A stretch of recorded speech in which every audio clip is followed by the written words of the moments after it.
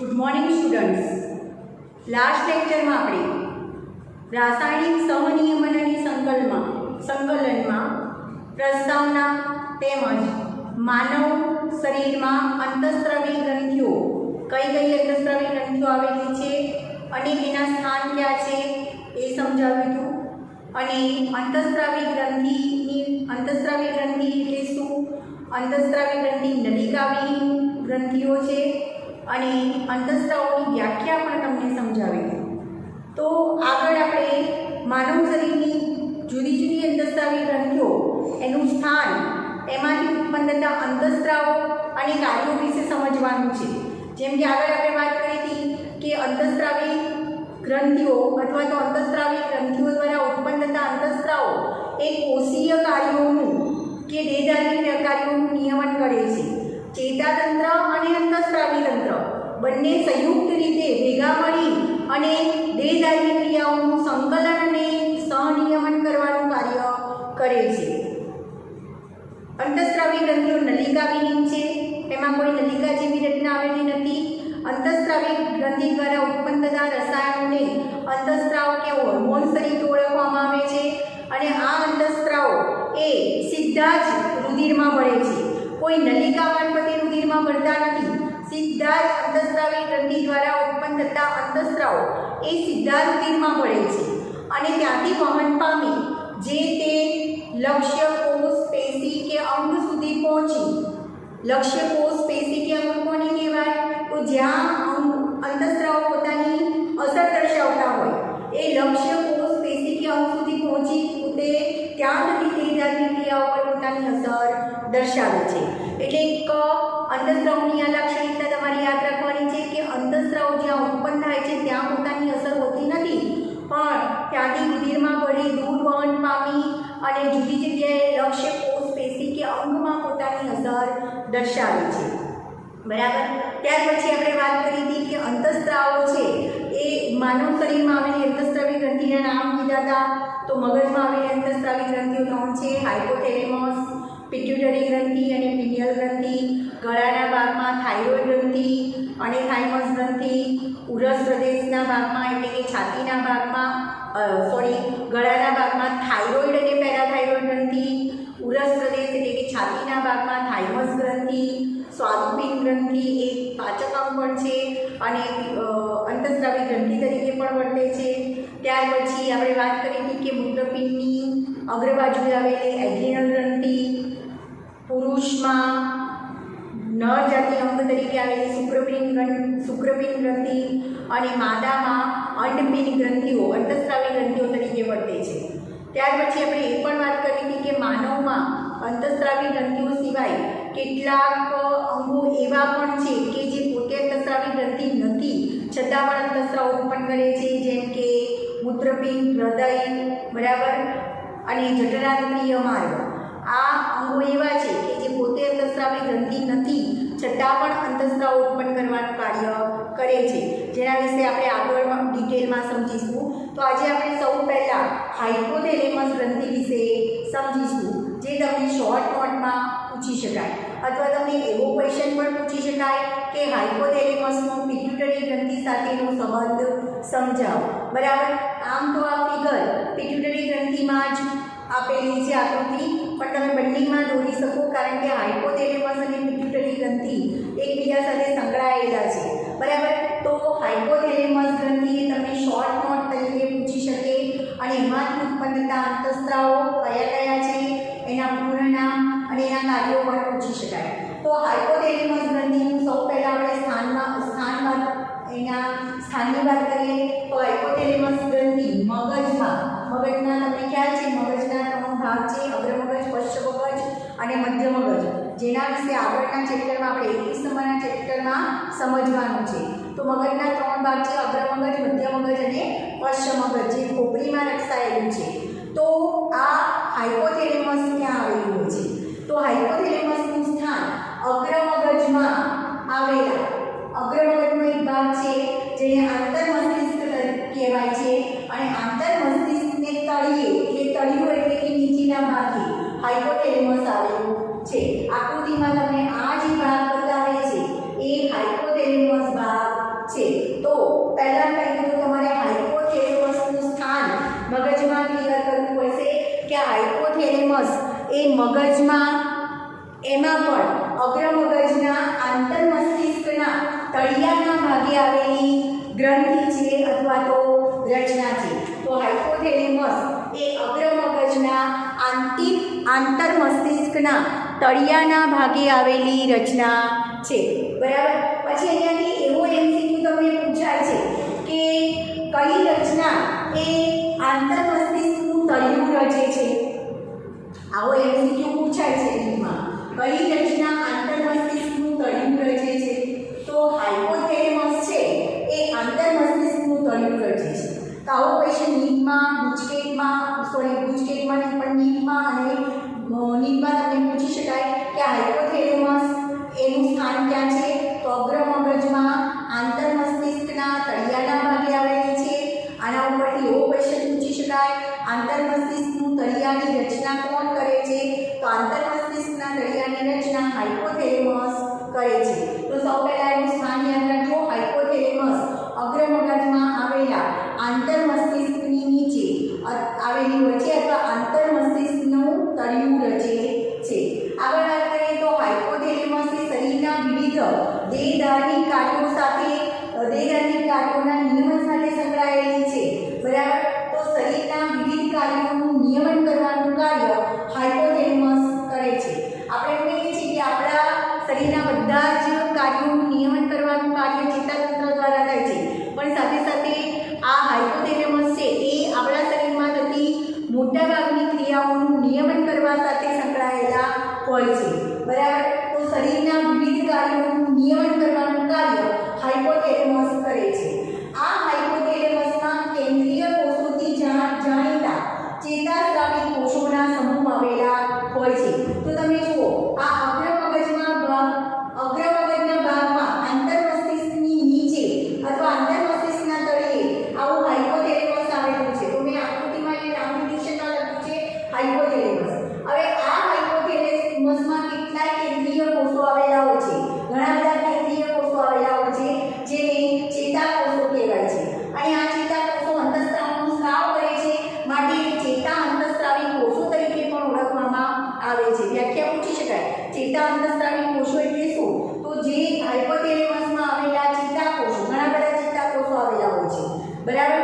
તો હાઇપોથેલેમસમાં આવેલા ચેતાકોષો એ અંતઃસ્રાવ ઉત્પન્ન કરવાનું કાર્ય કરે છે, તો માટે એને ચેતા અંતઃસ્રાવી અથવા ચેતાસ્રાવી કોષો તરીકે ઓળખવામાં આવે છે. આગળ આપણે વાત કરીએ તો હાઇપોથેલેમસ એ પિટ્યુટરી ગ્રંથિ સાથે સંકળાયેલો છે. તમને આકૃતિમાં બતાવ્યું છે પિટ્યુટરી ગ્રંથિનો હાઇપોથેલેમસ સાથે સંબંધ. તો આ ઉપરનો ભાગ છે એને હાઇપોથેલેમસ કહેવાય, જેમાં ઘણા બધા ચેતાકોષો આવેલા હોય છે, ચેતાસ્રાવી કોષો આવેલા છે. આ નીચેનો ભાગ છે એને પિટ્યુટરી ગ્રંથિ કહેવાય. પિટ્યુટરી ગ્રંથિ એક દંડ જેવી રચના વડે હાઇપોથેલેમસ સાથે જોડાયેલી હોય છે.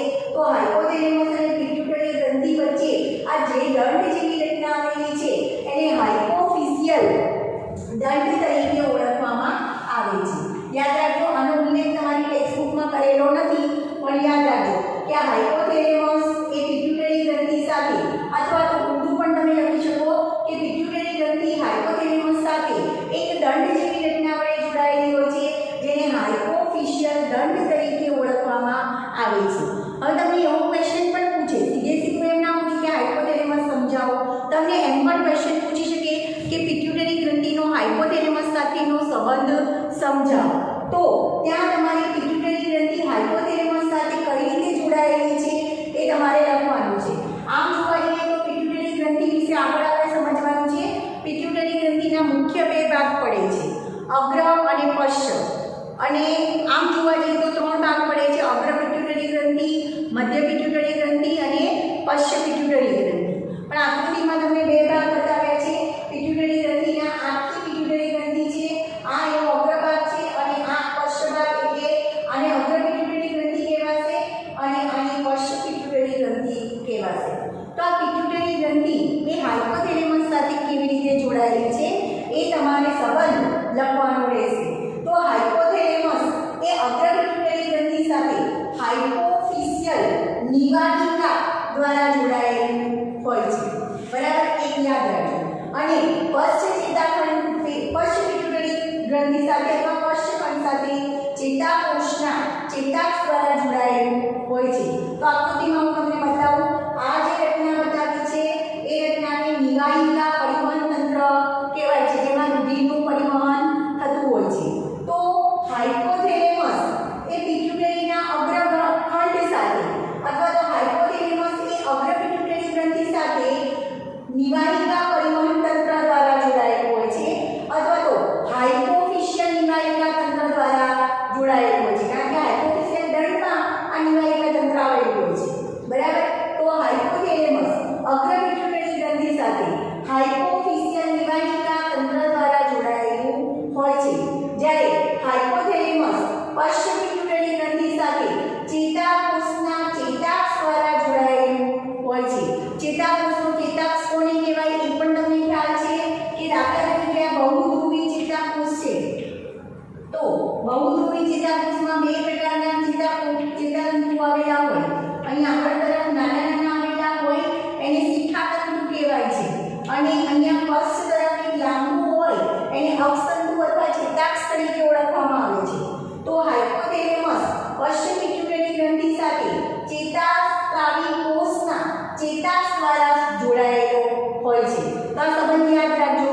હાઇપોથેલેમસ અગ્ર પિટ્યુટરી ગ્રંથિ સાથે હાઇપોફિશિયલ નિવાહિકા પરિવહન દ્વારા જોડાયેલું હોય છે, જ્યારે હાઇપોથેલેમસ પશ્ચ પિટ્યુટરી ગ્રંથિ સાથે ચેતાકોષના ચેતાક્ષ દ્વારા જોડાયેલું હોય છે.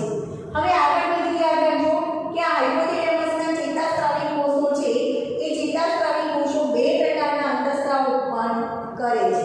કયા બે પ્રકારના અંતઃસ્રાવો? તો પહેલા પ્રકારના જે અંતઃસ્રાવો છે એને કહેવાય રિલીઝિંગ હોર્મોન્સ અથવા રિલીઝિંગ અંતઃસ્રાવ તરીકે ઓળખવામાં આવે છે. એને RH તરીકે ઓળખવામાં આવે છે. તો તમને RH નું પૂર્ણ નામ પૂછી શકાય. RH એટલે શું? તો RH એટલે રિલીઝિંગ હોર્મોન્સ, જે ચેતાસ્રાવી ચેતાકોષ દ્વારા ઉત્પન્ન થાય છે. તો હાઇપોથેલેમસના ચેતાસ્રાવી કોષો દ્વારા બે પ્રકારના અંતઃસ્રાવ ઉત્પન્ન થાય છે, જેમાં પહેલા પ્રકારનો અંતઃસ્રાવ છે એને રિલીઝિંગ હોર્મોન્સ રિલીઝિંગ અંતઃસ્રાવ RH તરીકે ઓળખવામાં આવે છે. અને આ અંતઃસ્રાવ એ પિટ્યુટરી ગ્રંથિના અંતઃસ્રાવોને ઉત્તેજવાનું કામ કરે છે, એટલે કે ઉત્તેજક અંતઃસ્રાવ તરીકે વર્તે છે. જ્યારે બીજા પ્રકારનો અંતઃસ્રાવ છે એને અવરોધક અંતઃસ્રાવ કહેવાય, જેને IRH તરીકે ઓળખવામાં આવે છે. IRH નું પૂર્ણ નામ તમને આપેલું નથી, પણ એનું પૂર્ણ નામ થશે ઇન્હિબિટરી રિલીઝિંગ હોર્મોન્સ. તો આ પણ ચેતાસ્રાવી કોષ દ્વારા ઉત્પન્ન થશે. અને આ અવરોધક અંતઃસ્રાવ શું કરશે? તો અવરોધક અંતઃસ્રાવ પિટ્યુટરી ગ્રંથિના અંતઃસ્રાવોને અવરોધવાનું કાર્ય કરે છે. બરાબર. તો હાઇપોથેલેમસ દ્વારા બે પ્રકારના અંતઃસ્રાવ ઉત્પન્ન થાય છે. એક રિલીઝિંગ હોર્મોન્સ ઉત્તેજક અંતઃસ્રાવ એટલે કે RH એટલે કે રિલીઝિંગ હોર્મોન્સ, જે પિટ્યુટરી ગ્રંથિમાં જઈ અને પિટ્યુટરી ગ્રંથિના અંતઃસ્રાવને ઉત્તેજવાનું કામ કરે છે. અને બીજા પ્રકારનો અંતઃસ્રાવ છે અવરોધક અંતઃસ્રાવ IRH એટલે કે હાઇપોથેલેમસના ચેતાકોષ દ્વારા ચેતાસ્રાવી કોષ દ્વારા IRH ઉત્પન્ન થશે અને પિટ્યુટરી ગ્રંથિમાં જઈ પિટ્યુટરી ગ્રંથિના સ્રાવને અવરોધવાનું કામ કરશે. આગળ એક ટોપિક આપણે એ કહેવાનો રહી ગયો છે કે અંતઃસ્રાવનો એક ગુણધર્મ આ છે. કેટલાક અંતઃસ્રાવો એ કેટલીક પ્રક્રિયાઓને ઉત્તેજવાનું કામ કરે છે, કેટલાક અંતઃસ્રાવો એ અવરોધક અંતઃસ્રાવ તરીકે વર્તે છે. બરાબર. તો અહીંયા દાખલા તરીકે તમને ઉદાહરણ આપેલું છે કે પિટ્યુટરી ગ્રંથિ એ આપણા શરીરની માસ્ટર ગ્રંથિ કહેવાય છે. એમાં અગ્ર પિટ્યુટરી ગ્રંથિને શરીરની માસ્ટર ગ્રંથિ કહેવાય છે, કારણ કે એમાંથી ઘણા બધા પ્રકારના અંતઃસ્રાવ ઉત્પન્ન થાય છે. અને એ પિટ્યુટરી ગ્રંથિના અંતઃસ્રાવનું નિયમન કરવાનું કામ કોણ કરે છે? તો હાઇપોથેલેમસના અંતઃસ્રાવ. આગળ પણ આપણે વાત કરી હતી કે અંતઃસ્રાવો જ્યાં ઉત્પન્ન થાય ત્યાં પોતાની અસર હોતી નથી, પણ રુધિરમાં વળી બીજી જગ્યાએ જઈ અને બીજી જગ્યાએ પોતાની અસર દર્શાવે છે. તો દાખલા તરીકે મેં હમણાં કીધું કે હાઇપોથેલેમસના ચેતાસ્રાવી કોષો દ્વારા બે પ્રકારના અંતઃસ્રાવ ઉત્પન્ન થાય છે. રિલીઝિંગ અંતઃસ્રાવ RH અને અવરોધક અંતઃસ્રાવ IRH. તો આ બંને અંતઃસ્રાવ એ રુધિરમાં વળી અહીંયા કોઈ અસર દર્શાવતા નથી, પણ રુધિરમાં વળી અને પિટ્યુટરી ગ્રંથિમાં આવી અને પિટ્યુટરી ગ્રંથિના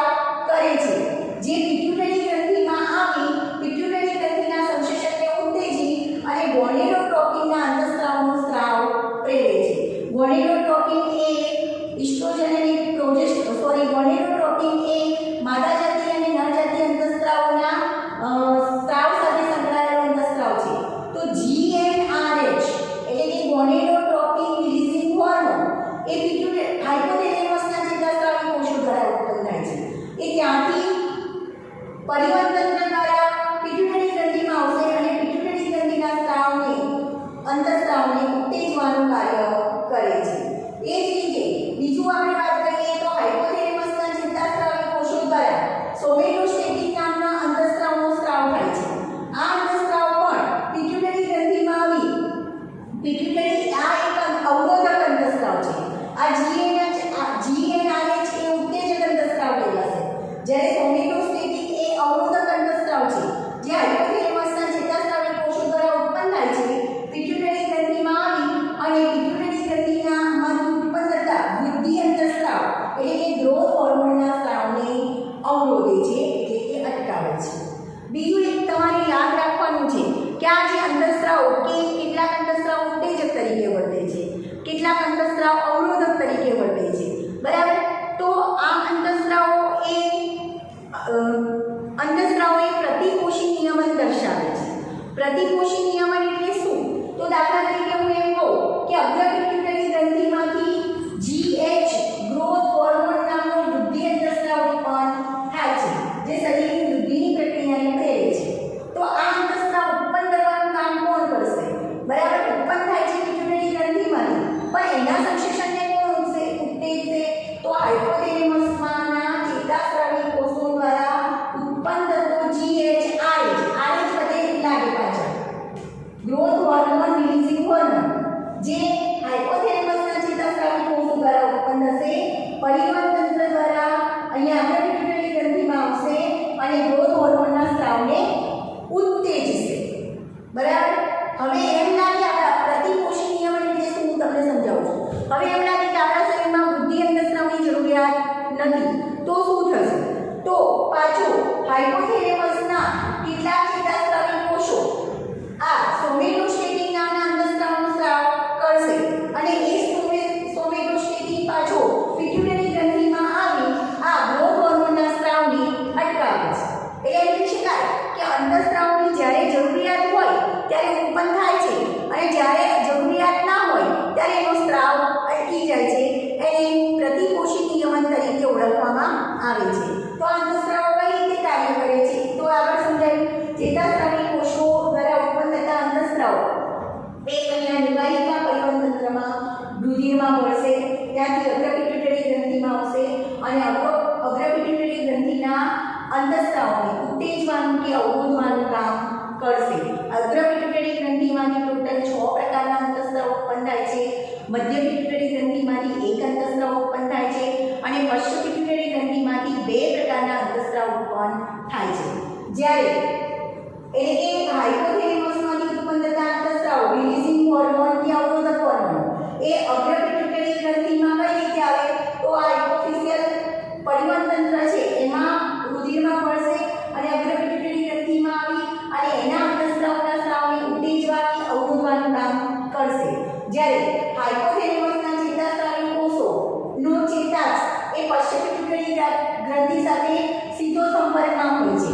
એટલે એમ કહી શકાય કે પશ્ચ પિટ્યુટરી ગ્રંથિ હાઇપોથેલેમસના સીધા જ નિયમન હેઠળ હોય છે। તો પશ્ચ પિટ્યુટરી ગ્રંથિ માટે જે અંતઃસ્ત્રાવોની જરૂરિયાત હોય છે એ હાઇપોથેલેમસના ચેતાસ્ત્રાવી કોષો દ્વારા ઉત્પન્ન થશે, સીધા ચેતાક્ષ દ્વારા સીધા પશ્ચ પિટ્યુટરી ગ્રંથિમાં આવશે, બરાબર। તો ચેતાસ્ત્રાવી કોષો દ્વારા મુક્ત થતા RH કે IRH પ્રકારના અંતઃસ્ત્રાવો એ ચેતાક્ષ દ્વારા ચેતાક્ષના છેલ્લા ભાગે મુક્ત થશે, અહીંયા એ રુધિર પરિવહન તંત્રમાં મુક્ત થઈ અને અગ્ર પિટ્યુટરી ગ્રંથિમાં આવશે અને અહીંયા ચેતાક્ષમાં મુક્ત થઈ અને પશ્ચ પિટ્યુટરી ગ્રંથિમાં આવશે।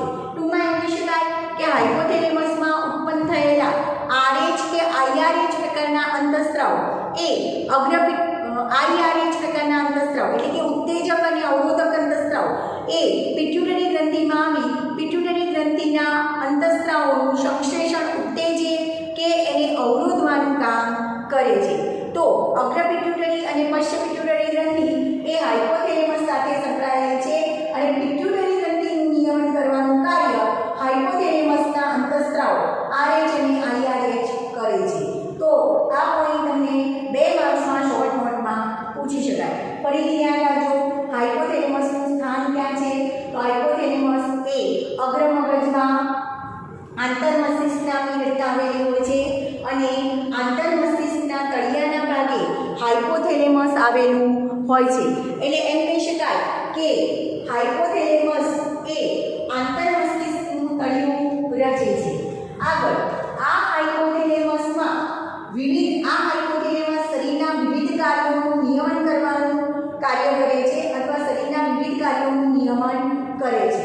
હાઇપોથેલેમસમાં ઘણા બધા કેન્દ્રીય કોષો આવેલા હોય છે જેને ચેતાસ્રાવી કોષો કહેવાય છે. આ એક પ્રકારના ચેતાકોષો જ છે પણ એ અંતઃસ્રાવના સ્રાવ સાથે સંકળાયેલા છે માટે એને ચેતા અંતઃસ્રાવી અથવા ચેતાસ્રાવી કોષો તરીકે ઓળખવામાં આવે છે. આગળ વાત કરીએ તો તમારે હાઇપોથેલેમસ અને પિટ્યુટરી ગ્રંથિ એકબીજા સાથે સંકળાયેલા છે. તો પિટ્યુટરી ગ્રંથિનો હાઇપોથેલેમસ સાથે સંબંધ દર્શાવતી આકૃતિ છે. અહીંયા આ જે રચના બતાવી છે પિટ્યુટરી ગ્રંથિ છે. પિટ્યુટરી ગ્રંથિના આમ જોવા જઈએ તો 3 ખંડ છે અને આમ જોવા જઈએ તો 2 ખંડ છે. તો અગ્ર અને પશ્ચ પિટ્યુટરી ગ્રંથિ એ હાઇપોથેલેમસ સાથે એક દંડ જેવી રચના વડે જોડાયેલી હોય છે જેને હાઇપોફિશિયલ દંડ તરીકે ઓળખવામાં આવે છે. અને હાઇપોથેલેમસ એ અગ્ર પિટ્યુટરી ગ્રંથિ સાથે હાઇપોફિશિયલ નિવાહિકા તંત્ર દ્વારા જોડાયેલું હોય છે અને પશ્ચ પિટ્યુટરી ગ્રંથિ સાથે હાઇપોથેલેમસ એ પશ્ચ પિટ્યુટરી ગ્રંથિ સાથે ચેતાકોષના ચેતાક્ષ દ્વારા સંકળાયેલું હોય છે. આગળ વાત કરીએ તો હાઇપોથેલેમસના કાર્યોની વાત કરીએ. હાઇપોથેલેમસ એ 2 પ્રકારના અંતઃસ્રાવ ઉત્પન્ન કરે છે. એક ઉત્તેજક અંતઃસ્રાવ જેને રિલીઝિંગ હોર્મોન તરીકે ઓળખવામાં આવે છે એટલે કે RH. તો તમને RH નું પૂર્ણ નામ પણ પૂછી શકાય. હવે આ રિલીઝિંગ હોર્મોન ક્યાંથી ઉત્પન્ન થશે? તો હાઇપોથેલેમસના ચેતાસ્રાવી કોષો દ્વારા ઉત્પન્ન થશે. અને આગળ જેમ આપણે કીધું કે અંતઃસ્રાવ જ્યાં ઉત્પન્ન થાય છે ત્યાં પોતાની અસર હોતી નથી. તો આ રિલીઝિંગ હોર્મોન ચેતાસ્રાવી કોષો દ્વારા ઉત્પન્ન થઈ પરિવહન તંત્ર દ્વારા અગ્ર પિટ્યુટરી ગ્રંથિમાં આવી પિટ્યુટરી ગ્રંથિના સ્રાવને ઉત્તેજવાનું કામ કરે છે. એટલે RH નું કામ શું છે? એ પિટ્યુટરી ગ્રંથિમાં આવી પિટ્યુટરી ગ્રંથિના સ્રાવના સંશ્લેષણને ઉત્તેજવાનું કામ કરે છે. હવે હાઇપોથેલેમસમાંથી બીજા પ્રકારનો અંતઃસ્રાવ ઉત્પન્ન થાય છે જેને અવરોધક અંતઃસ્રાવ તરીકે ઓળખવામાં આવે છે અથવા તો એને IRH તરીકે ઓળખવામાં આવે છે. ઇન્હિબિટરી રિલીઝિંગ હોર્મોન તરીકે ઓળખવામાં આવે છે. આ અંતઃસ્રાવ અવરોધક અંતઃસ્રાવ તરીકે વર્તે છે. તો આ અંતઃસ્રાવ પાછો ચેતાસ્રાવી કોષો દ્વારા ઉત્પન્ન થાય છે. પરિવહન તંત્ર દ્વારા અગ્ર પિટ્યુટરી ગ્રંથિમાં આવી અને પિટ્યુટરી ગ્રંથિના સ્ત્રાવને અવરોધવાનું કામ કરે છે. તો આગળ કીધું એ પ્રમાણે અંતઃસ્રાવો જ્યાં ઉત્પન્ન થાય છે ત્યાં પોતાની અસર દર્શાવતા નથી પણ બીજા લક્ષ્ય કોષ કે પેશી અંગમાં જઈ અને પોતાની અસર દર્શાવે છે. જેમ કે અહીંયા હાઇપોથેલેમસમાં RH અને IRH ઉત્તેજક અને અવરોધક અંતઃસ્રાવ ઉત્પન્ન થાય છે એ પોતે હાઇપોથેલેમસમાં અસર દર્શાવતા નથી પણ રુધિરમાં ભળી અને પિટ્યુટરી ગ્રંથિ એમનું લક્ષ્ય કોષ છે અથવા તો લક્ષ્ય અંગ છે. તો પિટ્યુટરી ગ્રંથિમાં આવી અને પિટ્યુટરી ગ્રંથિના સ્ત્રાવને ઉત્તેજવાનું કે અવરોધવાનું કામ કરે છે. આગળ અગ્ર હાઇપોથેલેમસમાંના જે એક તમને એક્ઝામ્પલ આપીને સમજાવે છે કે જેમ કે હાઇપોથેલેમિક અંતઃસ્રાવ જેનું નામ છે ગોનેડોટ્રોપિન રિલીઝિંગ અંતઃસ્રાવ GnRH જે હાઇપોથેલેમસના ચેતાસ્રાવી કોષ દ્વારા ઉત્પન્ન થશે. રુધિર પરિવહન નિવાહિકા પરિવહનમાં ભળશે અને અગ્ર પિટ્યુટરી ગ્રંથિમાં આવી અને ગોનેડોટ્રોપિન નામના અંતઃસ્રાવના સંશ્લેષણને ઉત્તેજવાનું કામ કરે છે. બરાબર. હવે એમ થાય કે ગોનેડોટ્રોપિન અંતઃસ્રાવનો સ્રાવ જરૂર નથી તો શું થશે? તો હાઇપોથેલેમસમાંથી GnIRH પ્રકારનો અંતઃસ્રાવ ઉત્પન્ન થશે જે અગ્ર પિટ્યુટરી ગ્રંથિમાં આવી ગોનેડોટ્રોપિનના સ્રાવને અટકાવશે. એ જ રીતે બીજું એક એક્ઝામ્પલ આપેલું છે અવરોધક અંતઃસ્રાવ. જેમ કે હું એમ કહું કે ચેતાસ્રાવી કોષો દ્વારા ઉત્પન્ન થતા રિલીઝિંગ હોર્મોન GHRH પ્રકારના અંતઃસ્રાવ ઉત્પન્ન કરે છે. ગ્રોથ હોર્મોન રિલીઝિંગ હોર્મોન જે આ ચેતાસ્રાવી કોષો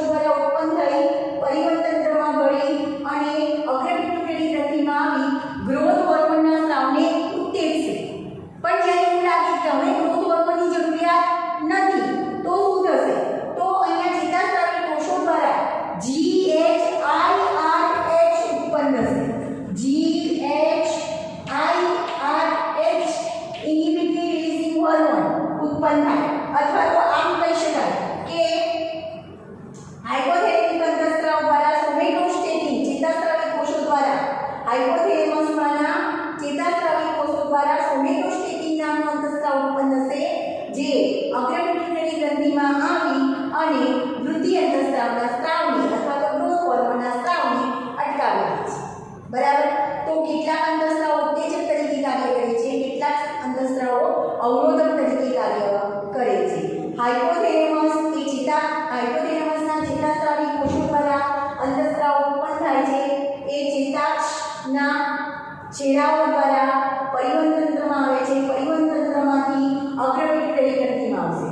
જ્યારે પશ્ચપિટ્યુટરી ગ્રંથિ સાથે હાઇપોથેલેમસ એ અથવા તો હાઇપોથેલેમસના ચેતાકોષ સાથે પશ્ચપિટ્યુટરી ગ્રંથિનો પશ્ચખંડ અથવા તો પશ્ચપિટ્યુટરી ગ્રંથિ એ હાઇપોથેલેમસના ચેતાકોષના સીધા જ નિયમન હેઠળ હોય છે. એટલે કે રુધિરમાં ભળતા નથી. ચેતાકોષના ઉત્પન્ન થતા અંતઃસ્રાવ એ સીધા જ પશ્ચપિટ્યુટરી ગ્રંથિમાં ઠલવાય છે. બરાબર. તેમ કહી શકાય કે પશ્ચપિટ્યુટરી ગ્રંથિ એ હાઇપોથેલેમસના સીધા નિયમન હેઠળ હોય છે. તો હાઇપોથેલેમસ ગ્રંથિ અથવા તો હાઇપોથેલેમસ ગ્રંથિનો પિટ્યુટરી ગ્રંથિ અથવા તો હાઇપોથેલેમસનો પિટ્યુટરી ગ્રંથિ સાથેનો સંબંધ આકૃતિ સહ સમજાવો આવો ક્વેશ્ચન પણ પૂછી શકાય. બરાબર. તો આમાંથી હાઇપોથેલેમસનું સ્થાન અને હાઇપોથેલેમસમાંથી કયા પ્રકારના અંતઃસ્રાવ ઉત્પન્ન થાય છે, એના પૂર્ણ નામ RH, IRH, એના પૂર્ણ નામ અને એના કાર્યો વિશે તમારે યાદ રાખવાનું છે.